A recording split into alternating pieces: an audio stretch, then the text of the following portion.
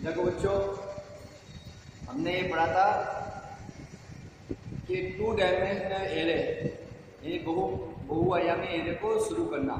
तो देखो, जो हमने उसकी परिभाषा बताई थी कि जब भी हम 2 आयामी एरे को शुरू करते हैं तो उस एरे के मान अपना स्थान मेमोरी में सुनिश्चित या संग्रहित कर देते हैं। ठीक है, अब हमने पढ़ा था साथ ही साथ में कि जब भी हम एरे को शुरू करते हैं तो 2 प्रकार होते हैं, 2 विधि हम काम में लेते हैं। तो वही की वही विधि काम में लेते हैं जो हमने एरे को शुरू करना या 1 डायमेंशनल एरे को शुरू करने में हमने काम में ली थी, वही की वही विधि हम काम में लेते हैं 2 dimensional array, multi dimensional array को भी शुरू करने के लिए। बच्चों, हम 2 विधि काम में लेते हैं। दोनों विधि कौन सी है पता है आपको? वही की वही परिभाषा है जो मैंने पहले लिखाई थी। पहले का नाम है कंपाइल टाइम एरे इनिशियलाइजेशन, यानी कंपाइल करते समय एरे को शुरू करना, और दूसरा है रन टाइम एरे इनिशियलाइजेशन, जो भी मैंने आपको बता चुका हूँ। ये दोनों टॉपिक हमने एरे को शुरू करते हुए बताए थे। वही की वही परिभाषा है, बस वहाँ पे एरे का नाम लगता था कि एरे, यहाँ पे 2 डायमेंशनल एरे का नाम लिख के आपको बताना है, और कुछ इतना खास नहीं है। ठीक है बच्चों,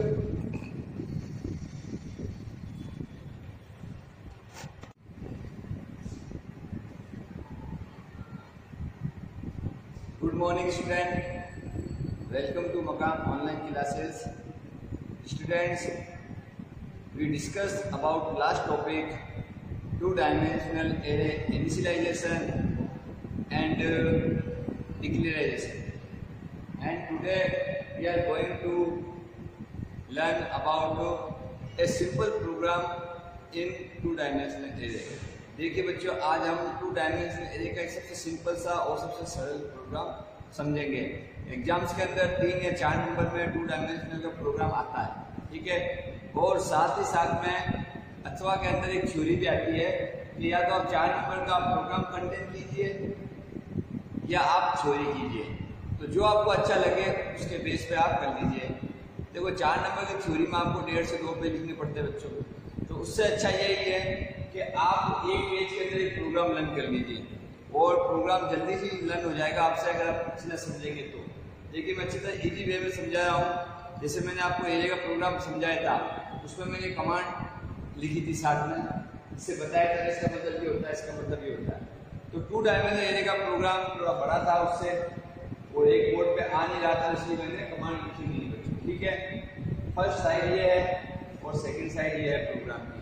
ठीक है, तो आप समझते हैं 2 डायमेंशनल एरे का प्रोग्राम। देखिए, 2 डायमेंशनल एरे का प्रोग्राम हमेशा एग्जाम में आता ही आता है बच्चों। या तो डायमेंशनल का आएगा, 1D एरे का, या एरे का, या 2 डायमेंशनल एरे का एक प्रोग्राम आता है 4 नंबर के अंदर। ठीक है, और आपके बोर्ड के पेपर में RBC board Rajasthan 12th class computer science के पेपर के अंदर प्रोग्राम के 2 प्रोग्राम या 3 प्रोग्राम आते हैं हर बार। ठीक है, कभी 2 प्रोग्राम आ जाते हैं, कभी 3 प्रोग्राम आ जाते हैं। तो एक प्रोग्राम, जब 2 प्रोग्राम आते हैं एग्जाम्स के अंदर, तो एक प्रोग्राम तो अथवा के अंदर यानी कोर के अंदर जरूर आता है। या आप 4 नंबर का प्रोग्राम कीजिए या आप थ्योरी कीजिए। ठीक है, और एक 2 नंबर का प्रोग्राम आता है, बिल्कुल सिंपल सा प्रोग्राम होता है, तो उसमें कोई थ्योरी, उसमें अथवा नहीं आता साथ में, यानी और नहीं आता, तो आपको वो 2 नंबर का प्रोग्राम तो कंटेंट करना ही पड़ता है। ठीक है, अगर आप छोड़ोगे 2 नंबर पर लेट हो जाएंगे, और आपको प्रोग्राम जो बोर्ड के अंदर आएंगे वही प्रोग्राम मैं आपके बोर्ड पे करा रहा हूँ, और यही प्रोग्राम हम हमारे प्रैक्टिकल जो फाइल बनेगी उसके अंदर भी हम यही प्रोग्राम करेंगे, और आपको ये प्रोग्राम लर्न करना है। ठीक है बच्चों, तो देखिए बिल्कुल इजी वे में समझा रहा हूँ, समझने की कोशिश कीजिएगा। देखिए, राइट आप प्रोग्राम W2HP मतलब राइट आप program create a double dimensional. अब डबल डायमेंशनल बोले आपको या 2D एरे बोले, समझ बात आपको, या मल्टी डायमेंशनल बोले, मल्टी डायमेंशनल एरे बोले, तब भी वही बात है, याद रखना। मैं समझा रहा हूँ आपको, डबल का मतलब 2 होता है या मल्टी होता है, मैंने बता दिया। ऑफ इंटीजर कौन सा होना चाहिए? 2 डायमेंशनल एरे किस प्रकार का होना चाहिए? इंटीजर टाइप का होना चाहिए। एंड प्रिंट इट मतलब 2 डायमेंशनल एरे को प्रिंट करना है और स्क्रीन एज ए मैट्रिक्स, ऐसे प्रिंट करना है हमको एज ए मैट्रिक्स। मतलब कह रहा है कि 2 डायमेंशनल एरे का जो हम प्रोग्राम बना रहे हो किसमें बना है, इंटीजर वैल्यू ले। क्या ले, इंटीजर वैल्यू। जैसे इंटीजर लिखा हुआ है ना था, तो आप समझ जाना कि इंटीजर हमें क्या लेना है, डाटा टाइप इंटीजर लेना है, ठीक है। एंड प्रिंट इट, प्रिंट का मतलब पता है डिस्प्ले कराना on screen as a matrix. कैसे, जैसे मैट्रिक्स हो। अब चाहे मैट्रिक्स भी बोल देता ना आपको प्रोग्राम में, तब भी आप वैसे ही प्रोग्राम बनाना। अब क्या कह रहा है, साइज ऑफ एरे इज है 3 अब इच का मतलब क्या होता है, समझ में आपको, इज नहीं है साइज 3 into 3 का मतलब ये जो 3 है ये रो है, और जो सेकंड 3 है ये क्या कॉलम है हमारा, यानी हमारी पंक्ति और स्तंभ है, ठीक है। अब आप जब भी क्वेश्चन पढ़ो बच्चों को ये ध्यान में रखना कि अगर प्रोग्राम के अंदर उसने खुद ने दे दी आई वैल्यू, तो हमें अब यही वैल्यू लिखनी पड़ेगी एक प्रोग्राम बनाते समय। अगर ये वैल्यू नहीं देता तो हम मतलब से खुद में ले सकते थे, 3 into 4 ले लेते हैं, 4 into 5 ले लेते हैं, जो आपको अच्छा लगे 4 into 4 ले लेते हैं, जो आपको अच्छा लगे वो आप वैल्यू ले लेते हैं। कब लेते हैं, जब ऐसा क्वेश्चन में नहीं बोला होता। अगर क्वेश्चन में क्या कर दिया, हमें मेंशन कर दिया है कि हमें 3 into 3 ही लेना है। अब 3 into 3 का मतलब क्या है कि ये 3 into 3 की वैल्यू क्या है, एक तो हमारी रो है और एक हमारा कॉलम है, और 2 डायमेंशन एरे का प्रोग्राम में। अब हम समझते हैं सीधा, देखिए हिंदी में देखिए डबल एरे बोले या 2D एरे बोले, मल्टी डायमेंशन एरे बोले या मैट्रिक्स बोले का एक प्रोग्राम बनाइए जिसमें एरे का मान मतलब एरे की साइज दे दी 3 into 3 हो, और इंटीजर नंबर ले उसे बढ़ते से दिख रहा है। क्या कह रहा है कि एरे का मान 3 into 3 होना चाहिए, 3 into 3 ये वाला, और इंटीजर नंबर ले, मतलब इसमें कौन सा नंबर डालना है, इंटीजर नंबर डालना है। तो इंटीजर का मतलब क्या होता है, मैंने आपको भी कि हमें डाटा टाइप क्या लेना है, इंटीजर लेना है, और उसे हम पर्दे से दिख रहा है, मतलब डिस्प्ले दिख रहा है। तो देखिए बिल्कुल सिंपल से नहीं समझिए बच्चों, पहले भी समझ चुके हैं, बताऊंगा आपको कि 2 डायमेंशन बोल रहा है। अब देखिए एक छोटी चीज में जो नहीं बोली है, वो लोग बोली है कि इसमें ये नहीं बोला है कि प्रोग्राम सी भाषा में बनाना है, C++ भाषा में बनाना है। देखिए भाई हमारे बोर्ड अजमेर राजस्थान के अंदर RPSC board 12th commerce computer science के अंदर क्या है, सी लैंग्वेज है और C++ लैंग्वेज है, ठीक है। मगर आप ध्यान रखिए आप कि first 5 chapters are in data structure. कैसे है डाटा स्ट्रक्चर, मगर वो डाटा स्ट्रक्चर जो टॉपिक हमें दिया है 1 से 5 पार्ट का, वो 5 पार्ट हमारे सी प्रोग्रामिंग लैंग्वेज में दिए हुए। किसमें दिए हुए हैं, सी प्रोग्रामिंग लैंग्वेज। समझने की बात आपको, ये इंपॉर्टेंट बात है, मैं आपको समझा रहा हूँ कि 1 से लेके 5 पार्ट जो है हमारे, वो टॉपिक क्या है, डाटा स्ट्रक्चर। और इस बार डाटा स्ट्रक्चर हमारे किसके अंदर है, सी प्रोग्रामिंग भाषा के अंदर है। तो आपको पार्ट के नाम याद होना चाहिए कि पहला क्या था भाई, डाटा स्ट्रक्चर का परिचय, दूसरा क्या है, तीसरा क्या है, सॉर्टिंग, चौथा क्या है, लिंकिंग, और पांचवा क्या है भाई, मर्ज करना, ठीक है। तो ये जो चीज़ हमारे टॉपिक है, 5 टॉपिक है हमारे, तो आप याद रखना ये 5 टॉपिक के अगर नाम आ जाए और भाषा ना बोले इसमें, सी में बनाओ, बोला नहीं है कि सी भाषा, C++ का नाम दिया, सी प्रोग्राम फंक्शन का नाम दे दिया, तो आपको याद होना चाहिए और आपको दिमाग होना चाहिए कि एरे का टॉपिक चैप्टर नंबर 2 है, और चैप्टर नंबर 2 किसके अंदर आ रहा है, डाटा स्ट्रक्चर में आ रहा है, और डाटा स्ट्रक्चर किसके अंदर है, हमारी सी प्रोग्रामिंग भाषा में। तो हम सी प्रोग्रामिंग भाषा का प्रोग्राम बनाएंगे, यानी सी प्रोग्रामिंग भाषा के अंदर हमारा प्रोग्राम बनाएंगे, ठीक है। इस बात को ध्यान रखना। अब देखिए हमने क्या लगाया, हेड पार्ट ले लिया, आपको समझाया था, include studio.h, conio.h, देखिए आपने, ठीक है। अब हमने वो ले लिया मेन पार्ट। अब ये क्या हो गया, हमारा हेड हमारा कंप्लीट हो गया, क्या हो गया, हेड, ठीक है। अब हम आते हैं इस बॉडी के अंदर। तो देखिए बच्चों, ओपन करली ब्रैकेट लगा दिया, आपको बताइए। अब हमने क्या लगा, इंटीजर क्यों यहाँ पे, क्योंकि इसने खुद में बोल दिया, क्या करा, खुद ने बोल दिया। अगर नहीं बोलता, कुछ भी नहीं बोलता, जैसे लास्ट जो हमने 1 डायमेंशन एरे का प्रोग्राम किया था, एरे का प्रोग्राम किया था, तो उसमें इंटीजर, कैरेक्टर, फ्लोट कोई नाम नहीं लिया था, हमने मन से क्या लगा दिया था, इंटीजर लगा दिया था। सिंपल सा प्रोग्राम था, हमने एरे यूज किया था। मगर हमने खुद में दे दिया डाटा टाइप कौन सा होना चाहिए, इंटीजर होना चाहिए। तो हम अब हमें इंटीजर ही लगाना पड़ेगा, हमारा मन से कोई दूसरा डाटा टाइप नहीं लगा सकते, हमें इंटीजर ही लिखना पड़ेगा, ठीक है। अब इंटीजर लिख दिया। अब देखो हमें क्या लेना पड़ेगा, रो और कॉलम में कितना लेना पड़ेगा 3 into 3, और इसे क्या करना है हमें मल्टीपल करना है। इसका मतलब साइन का मतलब क्या मल्टीपल का साइन, ठीक है। इनटू द पॉइंट बोलते हैं वो साइन यहाँ पे क्या मल्टीपल का। तो अब देखो हमने 3 into 3 लिया, क्या है ये एरे की साइड पता है आपको। हमने पी क्या लिया, एरे का नाम। अब हम पी की जगह ए भी ले सकते हैं, एरे भी ले सकते हैं, बी भी ले सकते हैं, सी भी ले सकते हैं।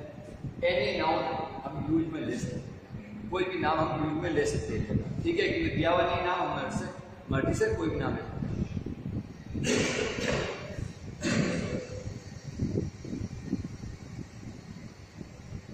ठीक है।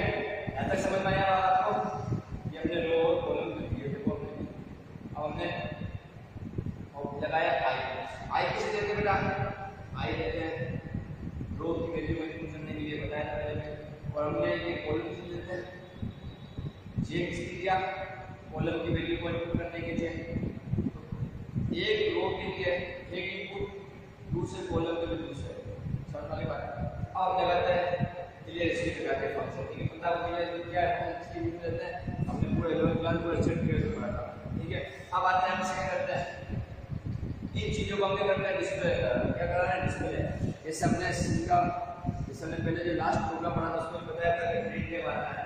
प्रिंटफ क्या करता है भाई, जो हम ले रहे हैं उसको डिस्प्ले कराने के काम आता है। तो पता है उससे डिस्प्ले कराना है, लिखते हैं enter a matrix of order 3 into 3। अब किसे डिस्प्ले करा रहा है, मैट्रिक्स को। और मैट्रिक्स कितनी ऑर्डर की है 3 into 3 की, यहाँ पे क्या हो रहा है मैट्रिक्स ये है। या आप दूसरी लाइन लिख सकते हैं एंटर द 2 डायमेंशनल एरे, या enter the double array of 3 into 3। आपको तो ये लाइन से बनना है 3 into 3 में, तो ये लाइन का आप दूसरी लिख सकते हो एंटर, न्यू लिख सकते हो enter a double dimensional array are 3 into 3, ठीक है। उसके बाद मैं एन लगा रहा हूँ, डिवीजन दे रहा हूँ। अब देखिए ये ले लिया, उसके बाद मैं क्या करूँगा, जैसे ही हम फंक्शन करेंगे तो ये चलेगा, मैं बताया ना फॉर लूप किसे लगाते हैं, बताया फॉर लूप की वैल्यू को शुरू करने के लिए, रन करने के फॉर लूप लगाते हैं। तो फॉर लूप में क्या लगाया i = 0, फिर i less than equal to. अब देखिए बच्चों, अगर मैं लेस देन नहीं लगाता, अगर लेस देन ये जो इक्वल का साइन है, लेस देन इक्वल का साइन अगर नहीं लगाता तो मुझे कितनी लिखना पड़ता है, क्यों, क्योंकि वैल्यू कितनी थी, समझ। जैसे ही मैं इक्वल का साइन लगा देता हूं तो मुझे वैल्यू कितनी लिखनी पड़ेगी, 1 कम लिखनी पड़ेगी, 2 लिखनी पड़ेगी, 2।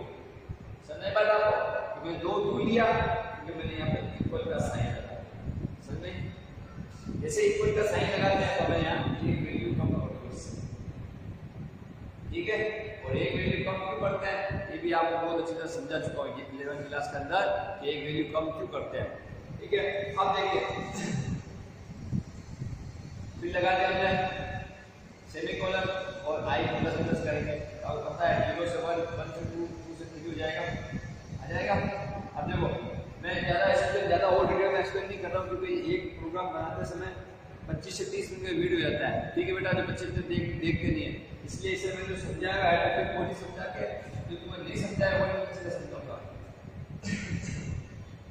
तो मैंने क्या करा, एक बार इनपुट करा दिया, क्या करा दिया भाई, एक बार रो को मैंने प्रोग्राम करने के लिए एक बार मैंने फॉर लूप यूज कर दिया। अब मैंने क्या करा, सिर्फ i का फॉर लूप यूज किया, अभी j का बाकी, मतलब ये यूज में आया है, ये यूज नहीं आया कॉलम वाला, ये पंक्ति वाला।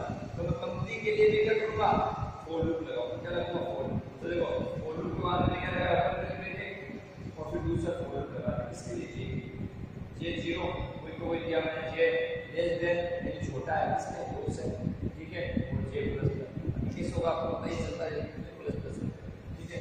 अब देखो इसके लिए मिल गया, अब आपको पता ही है प्रिंटफ फॉर लूप आने के बाद में ये फॉर लूप रो क्यों है, रो फॉर लूप के लिए, ठीक है। अब हम इस प्रिंट की वैल्यू को जो मैंने प्रिंट है मैट्रिक्स है, उसको हम क्या कर रहे हैं, कंप्यूटर के मेमोरी में स्टोर कर रहे हैं, ठीक है, संग्रहित कर रहे हैं। तो हम क्या लगाते हैं, स्कैनर लगाते हैं, पता ही आपको, और स्कैनर को पता ही आपको क्या लगाते हैं, double quotation mark percentage d, और ये बंद d किस लगाते हैं बता दिया आपको, एंड का एंड बता दिया। अब देखो p क्या लिया, जो एरे का नाम लेते हैं, ये क्या लगाएंगे यहाँ पे, समझ में बात है। और इसकी वैल्यू को इनपुट कर रहे हैं कंप्यूटर में, आई और जे क्या ये इनपुट हुआ था हमारा, ये 1 2 3 4 5 6 7 8 9, 3 into 3 कर देंगे 9, ये 9 वैल्यू क्या होगी अंदर आएगी, आई और जे मैं तो याद रखना। इसके अंदर जब भी लो जो प्रिंट है, ये जो इसके अंदर पी है, पी का मतलब क्या है, एरे का नाम, और एरे के नाम से मतलब कितनी वैल्यू ले रहा है, 2 वैल्यू ले रहा है, क्योंकि बैलेंस ले रहा है, एक आई और जे ले रहा है, ठीक है। सेमीकोलन लगा दिया। अब हम क्या करना है भाई कि मैट्रिक्स को 3 into 3 तो बताओ क्या है, मैट्रिक्स है क्या है, अब ये क्या, अब ये इसके जैसे अंदर गई 3 into 3, अब ये ऐसे प्रिंट 1 2 3 4 5 6 7 8 9 ये ऐसे प्रिंट होगी। तो क्या पता है प्रिंटर में लगाएंगे क्या है, ये जो प्रिंट हो रहा है वो क्या हो रहा है, मैट्रिक्स क्या हो रही है, मैट्रिक्स। हमें आउटपुट कैसे चाहिए, मैट्रिक्स में चाहिए, तो हमने क्या लिखा है मैट्रिक्स कीजिए एनी नंबर, ठीक है।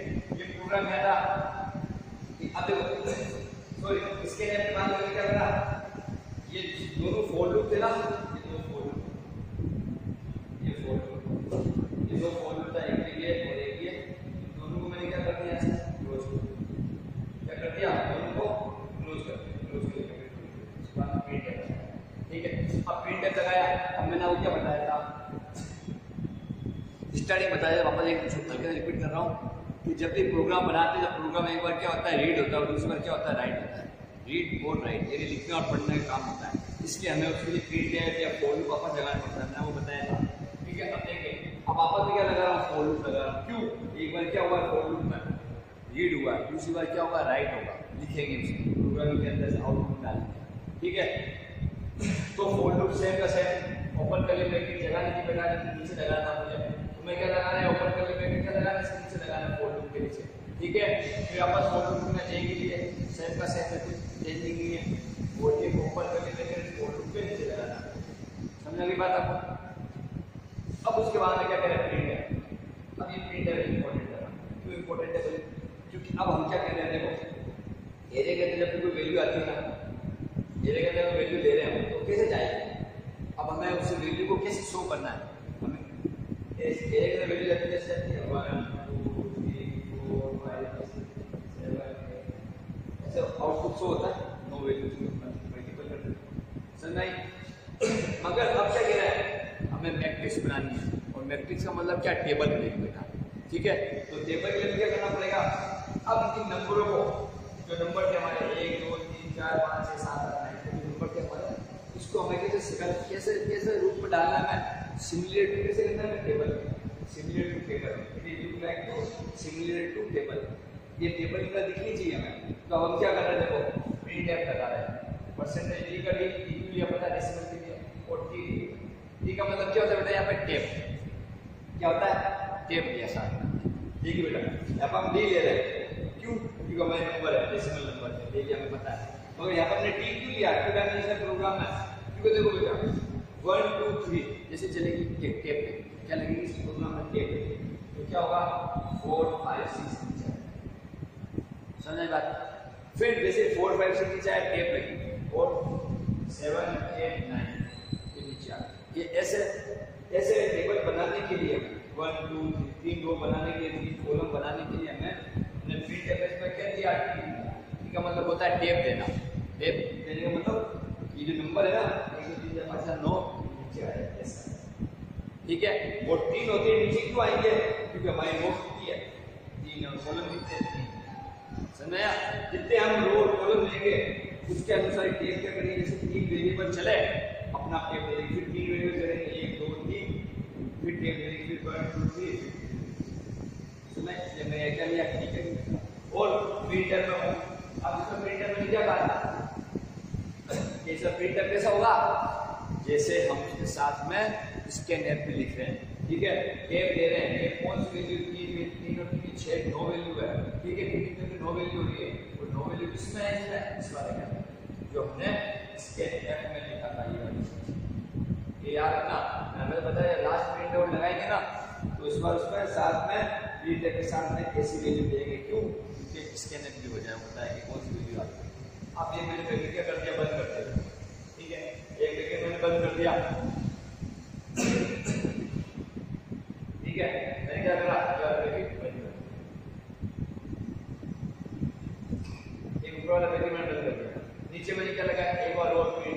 कह रहा हूँ ये जो ना टेप जो दी थी मैंने, ये टेप से 9 तक ही हो, उसके बाद ऑटोमेटिक बंद हो जाएगी, तो उसके लिए मैंने कर दिया एंड लाइन, क्या कर दी मैंने एंड लाइन।